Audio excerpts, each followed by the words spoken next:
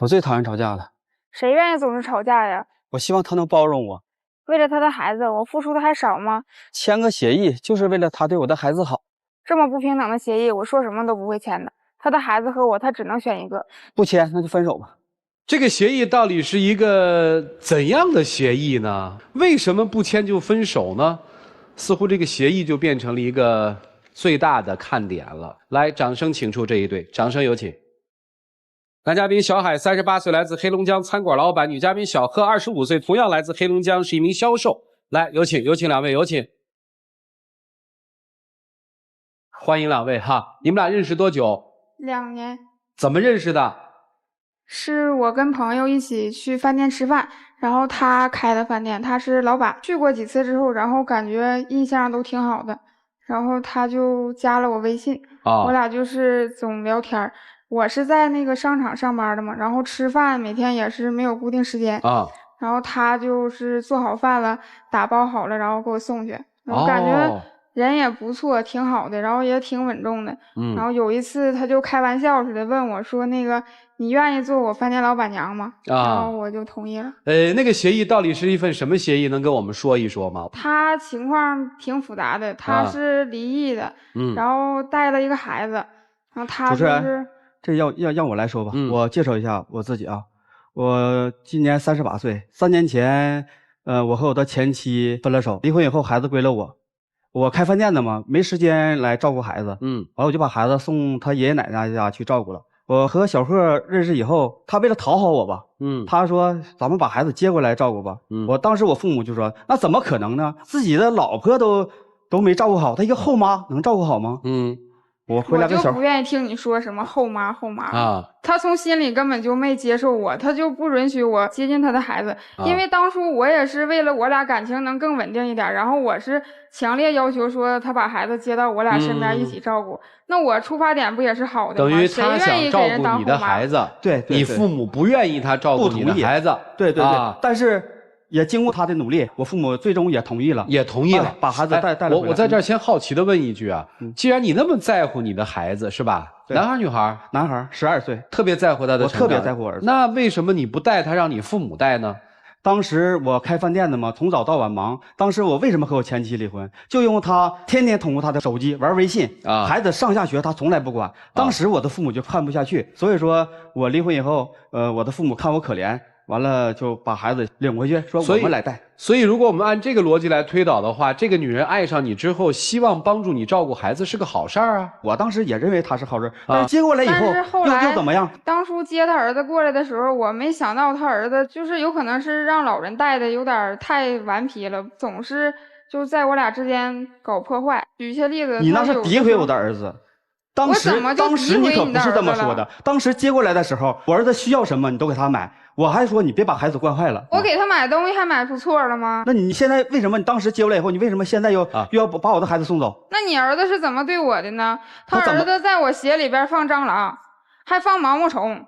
然后在我的那个吹风机里边放面粉，你说这一个12岁的孩子，那是不可能的。我儿子我特别了解他，不可能，我这么大一个人，我可能去诋毁他吗？你绝对是在诋毁他。好，等于现在因为孩子出现的这些问题，或者你女朋友所描述的孩子出现的这些问题，对，你们俩的情感出问题了。对，那你们跟我说说协议到底是什么？他就认为我以后不可能对他的孩子好，然后他要求我把工作都辞掉了，然后在家就是全心全意照顾他孩子，每日1顿3餐，就是伺候他。更可气的是，他让我跟他结了婚了，就是不允许我要孩子。那不还是你做出的一系列的事情，我才做出这个决定的吗？对不对？12岁的孩子，他回来以后，他确实对他很好，当着我面说：“爸爸，你什么时候和我小姨结婚呢？”这个小姨特别好，我非常喜欢的。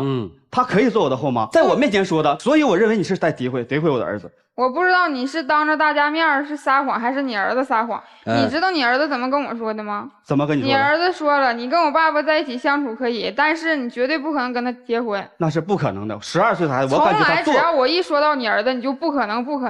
那我们俩在商量这孩子的问题，那你为什么那天没经过我的同意就把孩子所有东西？有一天主持人，我回到家以后，我忙了一天，我回到家以后，把孩子的玩具啊、衣服啊，通通收拾2个大箱子，扔到门口。我一进屋，你知道他说什么吗？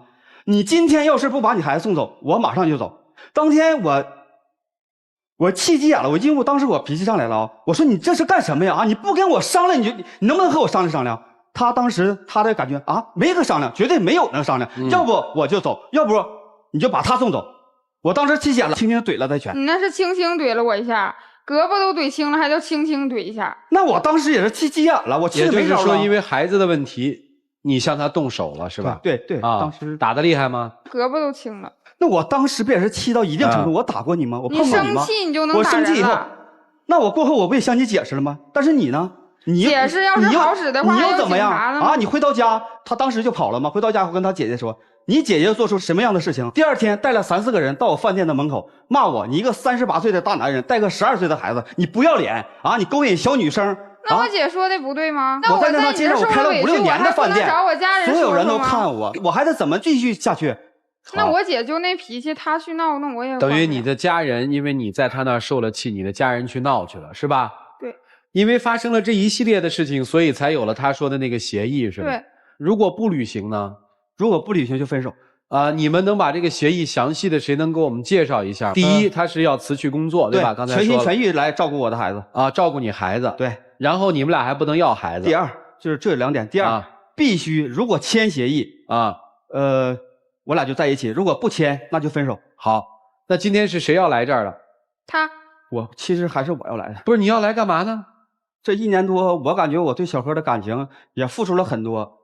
有这个孩子在我们俩面前，就是我也说不出来那种情感吧，但是我还想挽留一下。我希望那就协议不签了呗。这一点谁也剥夺不去。在我心中，我还是那个孩子。协议签不签呀？协议还得签。好，我来问问小贺啊。这协议你签吗？我肯定不能签。这个协议你最不能接受的是哪一点？第2点。不要自己的孩子。对。就是你愿意辞去工作，也愿意全心全意的带他那个12岁的儿子，但是还必须得要自己的孩子，是吗？对。如果满足了你的要求，这协议你也签，人你也嫁，是这意思吗？只要他不要求我以后不要孩子，我就好。我来问问，为什么以后不能要自己的孩子呢？因为我感觉我再找一个女人，好像对我孩子会有很大的伤害。我不想我儿子受到第2次伤害，所以说我作为一个父亲来讲，我想失去我的那份权利吧，来满足我的孩子。问几个问题，可以吗？可以。既然那么在乎儿子，为什么跟前妻离婚？为了儿子熬吗？我的前妻不干呐，我跟他就是我们离婚那天，他不照顾孩子，我天天在求他，为了我们的孩子，你能不能再等一等？等于实际是人家跟你离的婚。对。按理说，一个又在饭店里面辛勤工作的男人，又对孩子那么有责任心，为什么你的前妻要甩了你呢？微信用户玩手机玩微信，他在外面有人了。但是我不敢那么承认。好吧，明白了。如果在你儿子和小贺之间，你选择一个，你选谁？我选我儿子。小贺，如果让你选择是自己要一个孩子和抚养的孩子，你只能选一个，你选哪一个？我选我自己亲生的。你不要孩子，我什么都可以答应你。不，你有什么权利剥夺人家不要孩子呢？生育权是一个公民的基本权利，你就给人剥夺了？就在这一点上，我不让步。如果你跟小贺有孩子了，这孩子是谁的？是我的。那你是那个孩子的爹吗？是。你不是一个合格的爹吗？怎么连自己的孩子都不认呢？因为我已经有了一个孩子，我不想再往下发生了。我已经没有做到一个合格的父亲，我已经对我的孩子造成伤害了，所以我不想我的孩子受到第2次的伤害。明白了，听懂了。我是一个好爹，为了孩子我可以放弃一切，愿嫁就嫁，不愿意嫁就走，是这意思吧？但是小贺，你听我说啊，既然今天我能约到你来，我希望你好好考虑考虑。这1年多来，我为你付出了也很多。如果没有孩子，你在我心中比任何人也重要。为什么非得没有孩子，我在你心中才重要呢？关键问题是现在你有孩子呀。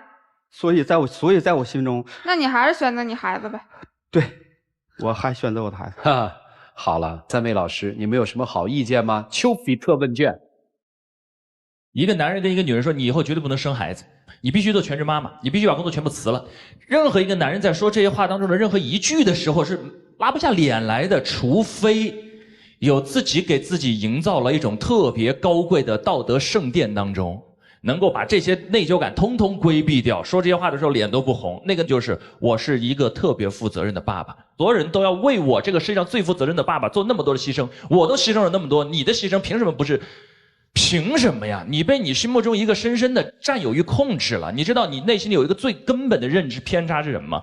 刚才是主持人交流的时候，有一句话你是下意识说的。主持人问说：“你们俩的谁？孩子是谁？”你说我的。你觉得孩子是你的，儿子是属于你的生命，老婆也是你的。所以，既然是我的女人，为了我放弃一下工作又怎么样？不是，她不是你的，她是她的。这是一个独立的生命，这是一个独立的人格。你的儿子也是一个12岁的人呢，他不是你的人，他是他的。那个生命是独立自然，你只是陪伴他走过最初的那10几年，履行好一个做父亲的责任和义务。但是你的生活要由你来过，你的生命的责任要由你来承担，他的要由他来承担。你明白了这一点，你才能正视他在生活中也许有很多小错误的时候，你该怎么教育他。否则我都想见得了，当你的妻子或者即将成为妻子的人在跟你说有蟑螂的时候，你第一反应是你别，我儿子不会这么干，你知道吗？这句话一出来，你就唰画了一条线，你跟你儿子是一个世界，他是另一个世界，不可能有人跟你这么过得下去的，你明白吗？你不是一个多么伟大的爸爸，你也不是一个多么，你就是一个普通的爸爸。他连个普通的爸爸可能都不是。这3年为什么会把孩子放在爷爷奶奶那儿？我当时也没有办法，我怎么的也养我的孩子吧，我饭店离不开我，所以说就放到他爷爷奶奶那。所以你现在的所作所为是不是在补偿对于孩子前3年爹不要妈不管，你是在想进行补偿吗？对，我感觉我亏欠孩子的太多了，所以你就打算用别人家女儿的幸福来补偿你家儿子。但是也是因为他做了一系列的事情，在我心中产生了。首先我得告诉你，我也是一个妈妈，我必须得说，小孩子是会骗人的，他一定会在吹风机里放面粉，因为可能你的女朋友都想不到这种玩法。但是我这平时非常乖，非常乖，我还是不相信，我还是不相信。如果你带着一双昏盲的眼睛教育孩子，我不说你保不保得住爱情哈。可能你的孩子是不是能够得到正规的教育，能不能够成为一个合格的人，你可能都管不了。你的孩子会因为你的昏盲可能一路错下去，因为你从来都不会去想你的儿子身上有没有错误的言行需要纠正。我再问你，你是要为了给孩子找后妈，还是为了找老婆？我为了，怎么说呢，我现在也挺，我还是为了孩子找后妈吧。你觉得他身上具备有后妈一切的素质吗？一开始的时候有。既然不合格，何必还要他签协议？你也是开饭店的，你也是老板，如果有一个员工不合格，你还会跟他签劳务合同吗？但是在我的心里，我还是放不下他。处了1年多，小贺对我确实非常非常的好，而且我对他这1年多的感情，我也付出了很多，他在我心目中的位置也非常非常的重要。我希望他再好好考虑一下。为什么不是你好好考虑一下？也有可能我一个大男子主义，我在这儿，我跟主持人说，我非常自私吧，非常危险，真的非常危险。一个人如果对自己的所有这些行为连愧疚都没有，是最可怕的。你知道刚才为什么你可以很坦然的跟主持人说这一点上我非常自私？你的后面一句话是，但是我是为了儿子。你觉得后面那句话就能把你前面那句话撑起来？根本撑不起来。我们做一个假设，你的儿子将来会长大成人，他会遇到一个女人，那个女人说，我可以跟你结婚，但是因为我有一个孩子，所以我跟你将不会拥有自己的孩子。那么你作为儿子的父亲，你会同意你儿子跟这个女人结婚吗？不会。那么为什么这个女孩要站在这里听你说这些呢？他爸为什么这个时候不直接站出来对你说 no？ 我是扇一耳光。我是女儿的爹，我必须扇一耳光。以后要是有一个男孩突然跟我女儿这么说，所以这就叫以道德之名行自私之实，就这么简单。而且就算他今天改口说可以让你们2个人再拥有自己的孩子，我想你也当不好一个后妈。当你说你可以辞掉工作，全身心的做一个12岁孩子的后妈的时候，作为一个妈妈得告诉你的是，12岁的小孩你真没那么多事儿忙，你白天将有大把的时间在家里，晚上的时候小孩子要独立，作业什么的可能也都不需要你管。你在身边越多，他也许越叛逆，你们俩的矛盾就会越凸显。于是白天的时候你以泪洗面，晚上的时候你跟孩子闹，然后回到卧室去跟爸爸吵。你们接下来的日子是鸡飞狗跳的。我特别讨厌听到女人动不动说我可以为了谁做全职太太。你们想做全职太太只可以是为了自己，而不是为了某一个人放弃自己谋生的能力。否则你们一边又觉得在家里头需要伸手找人家要钱抬不起头，一边又怀疑自己的能力。你轻易的可以把自己的能力都扔到一边去的时候，我不认为你还可以做好一个母亲，特别是最难的后妈。所以他不合格，你的要求过分，你们俩最好转身都走掉，不要再来这么一套还希望在一起这一种事情了。这个男人站在这儿像诗人说梦一样，你听听他们之间对话的关键词：你儿子，你儿子，你儿子，我儿子，我儿子，我儿子。如果按照你的说法，你跟他的儿子相处的那么好，你应该喊他的名字，而不是说你儿子，你儿子。你处处都在标明说那是你儿子，而不是我儿子。而且你们俩在描述为什么还站在这儿的原因，有90%的时间是在说，因为这1年多来，我为对方付出了很多。你们2个人都尝试着把自己塑造成一个特别高尚的人，你是高尚的后妈，他是高尚的亲爹，你们俩几乎是一样的，你也好不到哪去。但高尚这种东西用于要求自己的时候好过一切法律，用来要求别人的时候却坏过一切私刑。我不相信你一开始那么对他好是真的想对他儿子好，我觉得你是为了讨好他，当然也有对他儿子好的成分，但大部分你是在利用孩子，想尽快的接近他，跟他在一起，就像他利用你而不是做老婆是用来做后妈是一样一样的。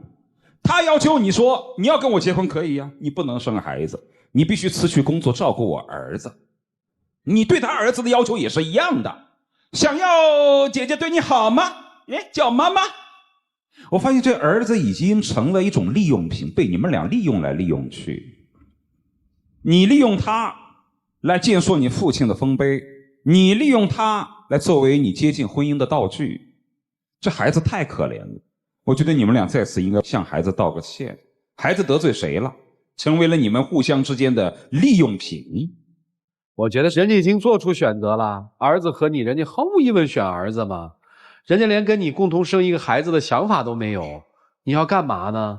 做个保姆去，什么都负责了，是吧？那是妻子啊，是后妈呀，还是保姆？你给我分析分析，她到底是个什么职位？妻子她不能生育，后妈儿子不管她叫妈，要捉弄她，保姆你不给人工资，你给他定的什么位？保姆啊，保姆，听明白了吗，姑娘？所以当一段爱情里面掺杂了那么多私欲的时候，爱情还纯粹吗？我们还要保卫吗？时间留给他们自己，柔顺拉芳，黄金60秒。我今天来，其实我不是这么想的，毕竟这1年我毕竟是有献出了有可能我一个大男人吧，我非常自私，但是我对你确实是有感觉的。但是今天来到这个台上，我听到主持人他们说，我放弃。如果你要是跟我在一起的话，我还是那句话，还是不能要孩子。你的生活就是以你儿子为中心。对，你一直说我在你心里很重要，但是我真是一点都没看出来。如果你要是非要坚持签那协议的话，那就分手吧。我跟你说啊，我特别恨你一句话，主持人他们一说我就说算了吧，你又把责任推给了我们，什么时候你自己担责呢？我以为他说算了吧，我不要那个协议了，我们就好好但是后面补了一句话是，但是你还是不能要孩子，心都碎了。对，来2位请回吧。来，请关门。我倒也挺喜欢先生那种坦诚的，反正我自私，我就把话都说在明面上，总比欺骗来得好一些。最后想说的是，在情感生活当中，千万不要给自己找这样或者那样的借口，爱就是爱，不爱就是不爱，看他们自己的选择吧。请开门。精彩节目稍后继续，节目马上开始，请开门。